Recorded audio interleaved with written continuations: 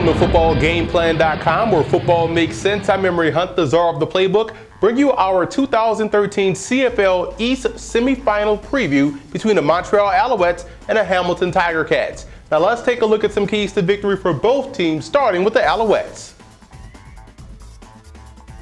Quarterback Troy Smith has been a real bright spot for this Alouettes offense the latter part of the season. He has gotten better each and every week, and he's also developed great chemistry with rookie wide receiver Deron Carter, who has also put together a sensational rookie campaign, nearly going over 1,000 yards on the season. Now this week versus Hamilton, if history is of any indication, the Alouettes should be able to move the football on offense, both the running game with Terrell Sutton and Jerome Messam, and via the pass. Now the Alouettes offensive line has also done a sound job versus the Ticats defensive line, being able to keep whomever is back there at quarterback well protected.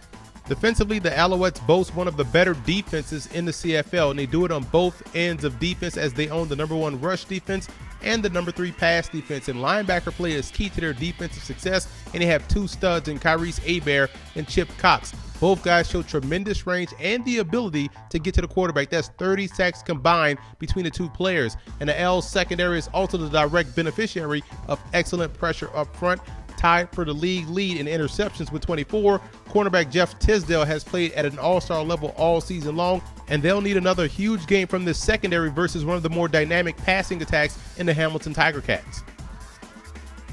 Now let's move over to Hamilton in this ball game, and a well-oiled machine best describes the Ticats offense. Future Hall of Fame quarterback Henry Burris was the CFL's leading passer, completing over 65% of his passes for nearly 5,000 yards. And the biggest issue with Burris, and quietly has always been the issue, is the untimely turnover, mainly fumbles. Now this week versus Montreal, I'd expect offensive coordinator Tommy Condell to move the pocket for Burris to switch up his launch spot to be able to better protect themselves versus that Alouettes pass rush. But when you look at their receiving core, they boast one of the best in the league, led by Bakari Grant, who nearly went over 1,000 yards on the season, but they honestly can go 5 to 6 deep at this position with savvy vet Andy Pantouz and first-year player Greg Ellison, who has a 6'5" frame and is an instant matchup problem in the red zone. I like what they have in the backfield as well with CJ Gable, who's the quintessential dual threat because of his ability to do damage in the passing game. I'd also expect to see a lot of screens called this week to take advantage of Gable in space.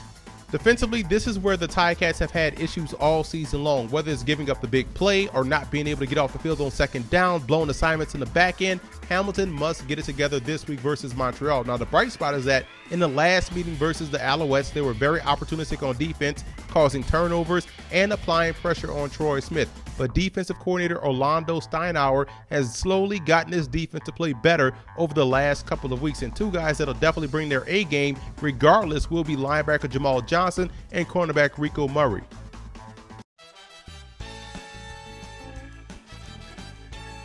Now here are some coaching points for both teams in this ball game. For the Alouettes, you look at defensive end John Bowman, who's a talented pass rusher, versus those Ticat tackles. That's Dial, that's Figueroa, Simmons. He has to win that battle more often than not, and ball security is also key. Like I've mentioned before, the last meeting versus Hamilton, they turned the ball over a lot, and that ended up costing them the ball game in which they had a lead. And you want to keep your eyes on your luggage, do your assignment, do what you're supposed to do, and you can knock off Hamilton in this matchup.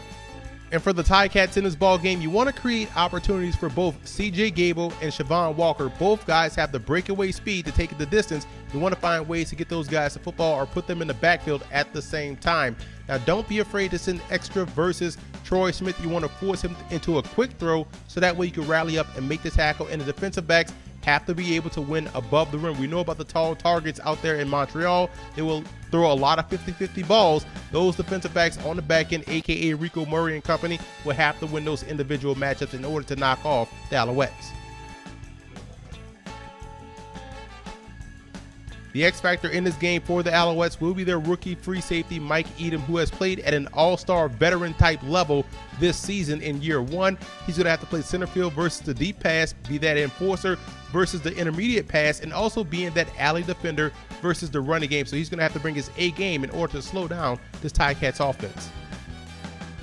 And the obvious X factor for the Ticats will be Burris's ball security. If he can protect the football, they can put up points against anyone, and they can't shoot themselves in the foot. So ball security will be key for the Ticats to move on to the East Final.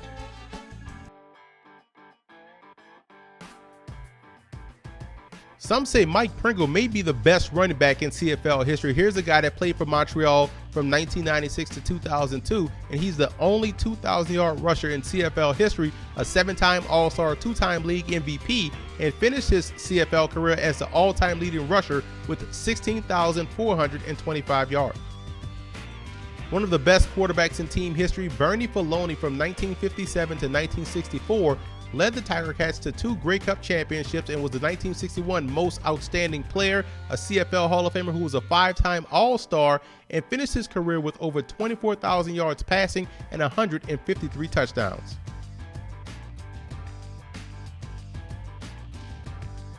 I like the Alouettes in this ball game. When you look at what they do well offensively, they put a lot of pressure on your halfbacks and your slot corners to make plays in space. And on defense, I think they'll do a great job in slowing down the Ticats offense. So I look for Montreal to go on the road and knock off Hamilton. And I want to give a huge shout out to all of the CFL fan forums that always show football game plan support.